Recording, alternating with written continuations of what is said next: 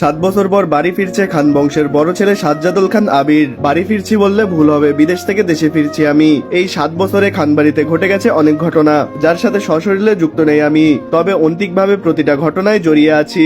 আমার বাবা চাচা 3জন। আমার বাবা সবার বড় আলী আহমদ খান, তানভীরের বাবা মেজো মোজাম্মেল খান এবং ছোট চাচ্চুর নাম ইকবাল খান। আমি আমার বাবা মায়ের একমাত্র ছেলে। মেজো চাচা মানে মোজাম্মেল খানের এক ছেলে এক মেয়ে। ছেলের নাম তানভীর খান, মেয়ের নাম মাহাদি খান মেঘ। ছোট চাচার এক মেয়ে এবং এক ছেলে, মিম আর আদি।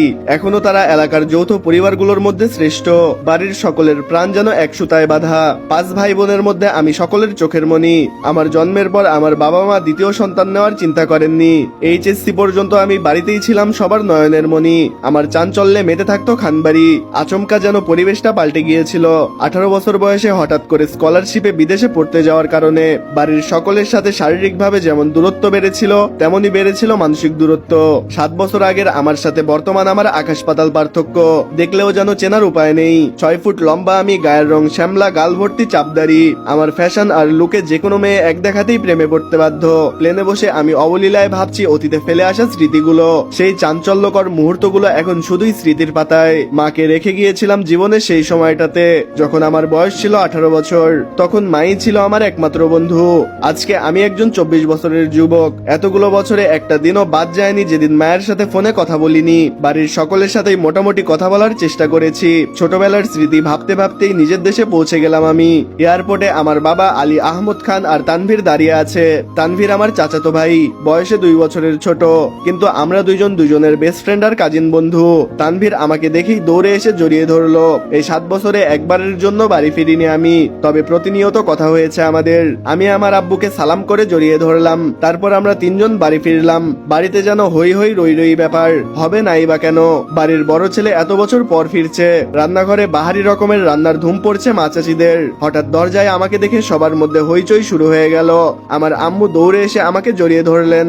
আমিও আবেগ আপ্লুত হয়ে মাকে জড়িয়ে ধরলাম। মমতাময়ী মাকে সেই 7 বছর আগে ছুঁয়েছিলাম, আজ আবার সেই ছোঁয়া পেলাম। আমি মা এবং চাচিদের সালাম করলাম। আমাকে সোফায় বসিয়ে একের পর এক শরবত নাস্তা দিতে ব্যস্ত সবাই। এর মধ্যেই উদয় হলো মিম আর আদি। মিমের বয়স 14 বছর আর আদির বয়স 10 বছর। আমি দেশ ছাড়ার সময় আদির বয়স ছিল মাত্র 3 বছর। ভিডিও কলে দেখতে দেখতেই আমাকে একটু চিনেছে সে। দৌড়ে এসে আমাকে জড়িয়ে ধরলো। আমিও তাকে জড়িয়ে ধরলাম। মিমও আমার পাশে বসলো। খোশ গল্প চলছে। আদি জিজ্ঞাসা করলো, ভাইয়া আমার জন্য কি এনেছো?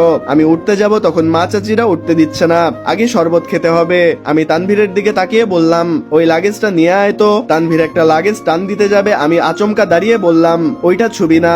আমার কথা শুনে তানভীর সহ বাড়ির সবাই অবাক হয়ে গেল। আমি আবার ঠান্ডা গলায় বললাম, পাশের লাগেজটা নিয়ে আয়। তানভীর সেটা নিয়ে এলো। লাগেজ খুলে সবাই যার যার জিনিস বের করছে আর জিজ্ঞাসা করছে, আর আমি শরবত খেতে খেতে উত্তর দিচ্ছি। আদির জন্য খেলনা এবং মা চাচিদের জন্য অনেক গিফট। তানভীরের জন্য মোবাইল আর ল্যাপটপ, আর একটা আলাদা ল্যাপটপও আছে। মিম জিজ্ঞাসা করলো, ভাইয়া এই ল্যাপটপটা কি তোমার? আমি উত্তর দিলাম, না, এটা মেঘের। মেঘের মা হালিমা খান বললেন, মেঘের ল্যাপটপ কি দরকার বাবা? আমি বললাম, ওর এইচএসসি শেষ হয়েছে, সামনে অ্যাডমিশন টেস্ট, মোবাইলের চেয়ে ল্যাপটপে পড়া সহজ হবে। মিম বলল, আমার জন্য নিয়ে আসতে একটা। আমি হেসে বললাম, তোর 18 বছর হলে তোকেও কিনে দেব। মিম খুশি হয়ে বলল, ধন্যবাদ ভাইয়া। এই সময় ছোট চাচা বের হলেন। আমি সালাম করতে গেলে তিনি জড়িয়ে ধরলেন। তারপর তিনি বললেন, এতদিনে এই বাড়িটা পরিপূর্ণ হলো। আমি চাচ্চু এবং অন্যদেরকে গিফট দিলাম। মেজো চাচা বাসায় নেই, তারটা রেখে দিলাম। লাগেজে একটা বক্স আর শপিং ব্যাগ আছে। আদি জিজ্ঞাসা করলো, ভাইয়া ওই টাকার? আমি বললাম, ওইগুলো মেঘকে দিয়ে দিও, আমি রুমে যাচ্ছি। ইকবাল খান জিজ্ঞাসা করলেন, মেঘ কোথায়? হালিমা খান উত্তরে বললেন, কোচিং এ গেছে। আমি লাগেজ নিয়ে উঠতে গিয়ে হঠাৎ মায়ের দিকে তাকিয়ে বললাম, আমি কোন রুমে থাকবো? মা একটু থমকে গিয়ে বললেন, তোর রুম তো আগেরটাই আছে। আমি কিছু না বলে উঠে চলে গেলাম। তানভীর সাহায্য করতে এলো। আমি একটা লাগেজ তাকে দিলাম, আরেকটা নিজে নিলাম। এই সময় দরজায় এলো মেঘ। মিম দৌড়ে গিয়ে বলল, আপু আবির ভাইয়া আসছে। মেঘ সিঁড়ির দিকে তাকালো, কিন্তু আমি তখন রুমে চলে গেছি। হালিমা খান বললেন, তোর জন্য গিফট এনেছে। মেঘ বলল, কি গিফট? মা ইশারা করলেন। মেঘ ল্যাপটপ দেখে ছুটে গেল। মিম বলল, হ্যাঁ আপু এটা তোমার। খুশিতে ল্যাপটপ আর গিফটটা নিয়ে নিজের রুমে চলে গেল। এত বছর পর নিজের রুমটা আশ্চর্যান্তিক নয়নে দেখছি আমি। সেই পরিচিত ঘ্রাণ, যেখানে আমি নিজের জীবনের 12টা বছর কাটিয়েছিলাম। যে রুমটা ছিল আমার একান্ত ব্যক্তিগত ব্যক্তিগত, আজও তাই আছে। একটা জিনিসও এদিক সেদিক হতে দেয়নি আমার মা হালিমা খান। এমনকি রুমে বছরের পর বছর তালা দিয়ে রেখেছিলেন তিনি। যখনই ছেলের কথা মনে হতো ছেলের রুমে এসে নীরবে কেঁদে যেতেন, যেন কেউ বুঝতে না পারে। আমি রুমে ঢুকে লাগেজ খুলে নিজের পরনের টি শার্ট হাতে নিয়ে শাওয়ার নিতে চলে গেলাম। শাওয়ার শেষে একটা কফি কালার টি শার্ট আর একটা ট্রাউজার পরে হাতে টাওয়াল নিয়ে মাথার চুল মুছতে মুছতে বের হলাম। বের হয়ে দেখি খাটে বসে আছে তানভীর। লাগেজ নিয়ে এসে রুমেই বসে আছে সে। তানভীরকে দেখে আমি জিজ্ঞাসা করলাম, কি হলো, কিছু বলবি? তানভীর মুচকি হেসে জিজ্ঞাসা করলো, আচ্ছা ভাইয়া, ওই লাগেজটা ধরতে দিলে না কেন?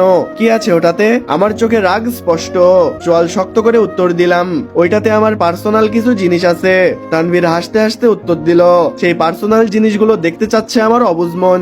গম্ভীর কণ্ঠে আমি উত্তর দিলাম, কাউকে দেখানোর জিনিস আশা করি পার্সোনাল হবে না, তাই না? তানভীর ভাইয়ের আপত্তিস্বর বুঝতে পেরে এই বিষয়ে আর কিছু বলল না, শুধু জিজ্ঞাসা করলো, বিকেলে কি বের হবে? আমি উপর নিচে মাথা নেড়ে হ্যাঁ সূচক সম্মতি জানালাম। তানভীর কথা না বাড়িয়ে চুপচাপ বিদায় নিল রুম থেকে। আমি রুমের এক কোনায় বসে মোবাইল হাতে নিয়ে গুরুত্বপূর্ণ কিছু চেক করতে ব্যস্ত হয়ে পড়লাম। মেঘ নিজের রুমে ঢুকে শপিং ব্যাগ খুলে 3টা ড্রেস বের করলো। 3টা ড্রেসই অসাধারণ সুন্দর। ল্যাপটপটাও খুলে দেখলো, তার প্রয়োজনীয় সকল অ্যাপ ব্রাউজার অলরেডি সেট করা আছে। মেঘের দৃষ্টি যায় র্যাপিং পেপারে মোড়ানো বক্সের দিকে। খুলতেই চোখে পড়ে 3টা উপন্যাসের বই, যার উপরে ছোট্ট একটা চিরকুটে লেখা অ্যাডমিশনের পর পড়বি। তার সাথে একটা ছোট্ট বক্স যেখানে রঙিন পাথর, আরেকটা আইফোন 13 প্রো ম্যাক্স এর বক্স। ফোন দেখে মেঘের চক্ষু চরগাছা। অনেকদিন ধরে তার মনে আইফোন কেনার ইচ্ছা ছিল, কিন্তু বলতে পারেনি। সব দেখে সে খুশিতে গদগদ হয়ে গেল। ইন্টার সেকেন্ড ইয়ারে পড়ার সময় কলেজ, প্রাইভেট আর কোচিং নিয়ে ব্যস্ত থাকাকালীন তানভীর তাকে একটা পুরনো ফোন দিয়েছিল।